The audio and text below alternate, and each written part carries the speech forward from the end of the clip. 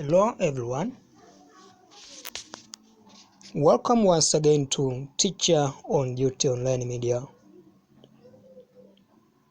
First and foremost, I wish to extend my heartfelt thanks to every one of you who keep on making a clear follow-up regarding lessons posted here. Thank you very much. On top of that, I wish to thank once again you all for subscribing to this YouTube channel.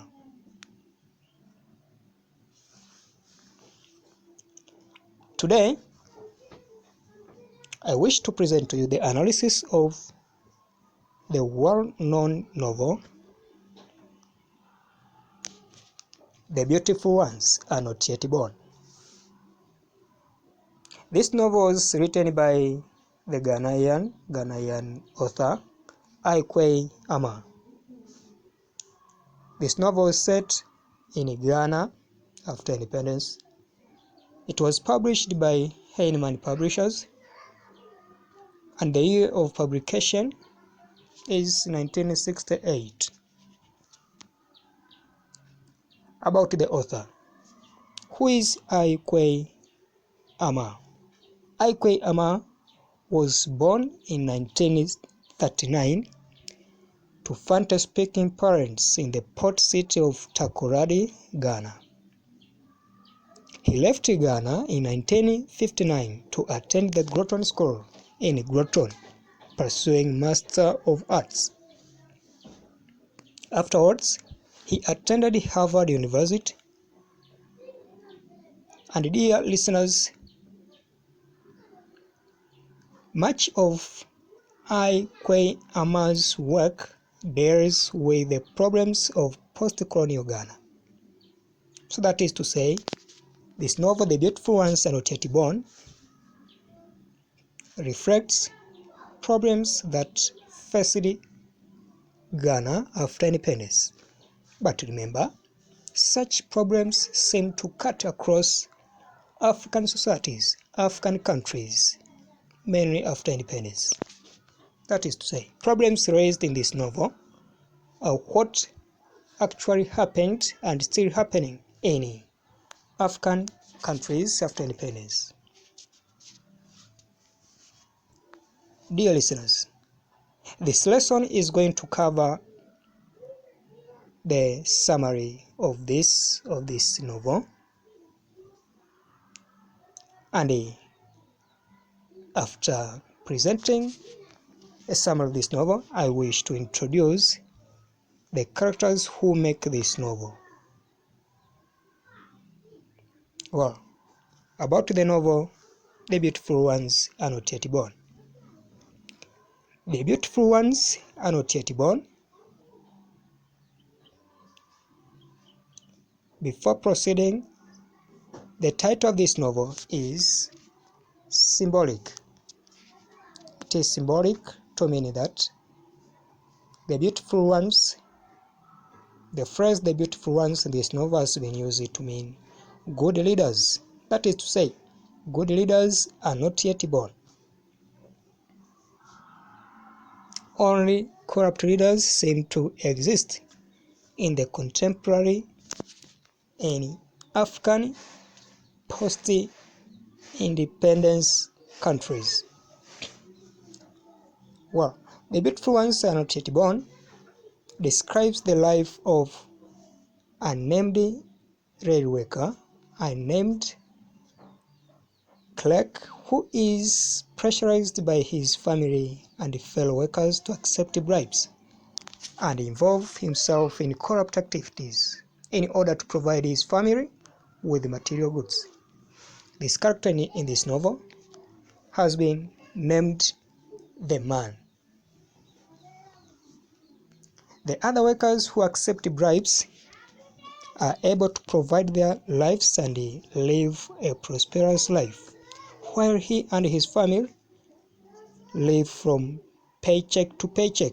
That is to say, he and his family live from salary to salary as a result of his honesty. That's to say, the man does not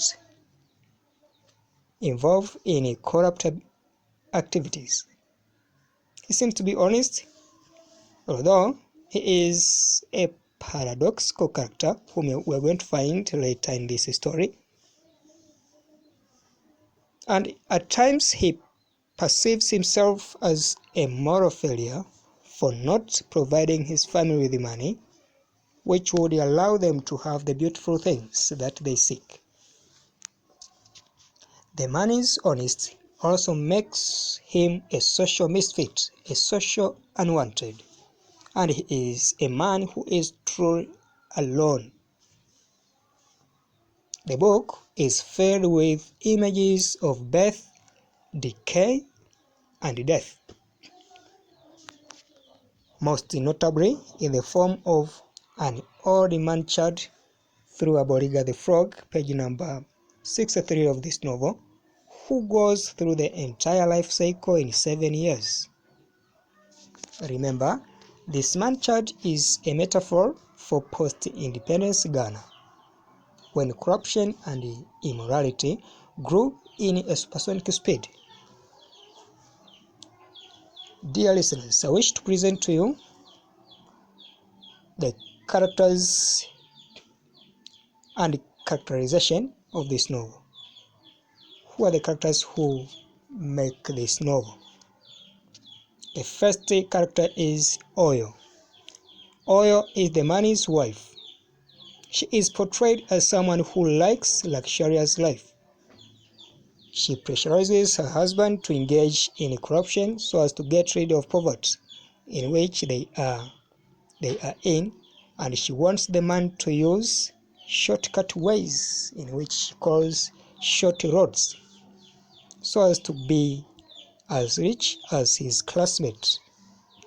Who that classmate? He is Kumson, who is now enjoying the national cake by engaging himself in corruption. Oyo calls the man Chichidodo to show that he is a hypocrite, but at the same time she calls him an onward Christian soldier to show that he is faithful. Oyo is deceived to sign for the boat deal by Kumson, but later on the boat becomes the property of Kumson and his family. That is to say, Kumson and his family exploit the man's family through a boat deal. The second character is Sister Manan. Sister Manan represents women who have been used and cheated by men. She is portrayed as someone who has no constructive ideas as she engages herself in smoking weed after her state of disillusionment. And she is also a bad advisor as she convinces Coffee Billy to engage in smoking weed as well. Another character is Coffee Billy. Coffee Billy is used to show inhuman nature of the system. He was working in a transportation company owned by the whites, but his right leg is cut, and instead of being given some money for compensation, he is dismissed from working with no compensation. He eventually decides to smoke weed, or to smoke marijuana, as it is very common in Tanzania, to smoke it like Sister Manan, and he eventually decides to commit suicide. Dear listeners, another character is Esther Kumson. She is the wife of Kumson. She represents westernized women as she always smells perfume. She also rejects a local beer by saying, "This local beer does not agree with my constitution," though she joins it later. She is portrayed as someone who is disdain, someone who seems to be arrogant and pompous. She is seen not interested to shake hands with a man. Another character is the bus conductor. The bus conductor is used symbolically to represent leaders who are irresponsive. corrupt and immoral. It is revealed when he is seen smelling a city and finds it to have a good smell. His immorality is revealed when he uses abusive language to insult the man, as he says, "You son of the bitch," article of no commercial value, uncircumcised baboon. This is revealed in page number 1 of chapter 1. Dear listeners, another character is the taxi driver. The taxi driver also represents immoral people in their society, like the bus conductor, as he uses abusive language to the man because he was about to knock the man with his taxi. He says, "Find someone else to take your worthless life. Your mother's rotten cunt." Page number 1 of this novel. Another character is the night clerk. The night clerk works together with the man, and he is in the night shift. He is portrayed as irresponsible as he fails to fill the logbooks. Then the man helps him to fill in. It is the representation of irresponsibility of officials. The teacher is another character in this novel. Who is the teacher in this novel? He is the man's friend. The teacher is against corruption like the man. He is called the naked man, as he is always naked. His nakedness is used to symbolize rejection of evils or cleanness. Together with the man, they discuss about the immorality of their country. They represent few conscious and faithful people in the society. Another character is Oyo's mother. Like Oyo's mother wants the man to engage in any illegal business so as to appear rich like Komson. She is deceived by Komson to sign for the boat deal, and she is promised to be the shareholder of the boat deal together with Oyo. But later on, she is betrayed by Komson. She is portrayed as disdain, as she uses sarcastic and satiric words to the man. Another character, dear listeners, is Abednego Yamoa. Who is Abednego Yamoa in this novel? Abednego Yamoa represents corrupt leaders, corrupt people at large. He sells the government petrol for himself, but he is not arrested. Instead, someone else, the cleaner, is arrested. He's arrested instead of him, and everybody praises him a lot, saying that he is a good person. This represents the immorality of the society by praising evils and looking down upon honest people. Another character is Zakaria Lagos. Zakaria Lagos is a businessman from Nigeria. He works in a sawmill industry, but he steals some words from the industry for himself. Every day, a truck of wood comes to his home place. He threatens to curse the one who reported his deal. He therefore represents corrupt people found in our societies. Another important character, dear listeners, is Amankwa. Amankwa is a timber contractor. He is portrayed as corrupt, as he wants to bribe the man so that the man can help him to allow his timber luggage to be transported as fast as possible. But the man rejects.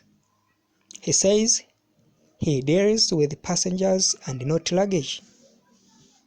So to the manifestation of the man is honest by not engaging in any illegal business. Amankwa is therefore in conflict with the man, as he says, the man is such a wicked man and he will never prosper. Page number 107 of this novel.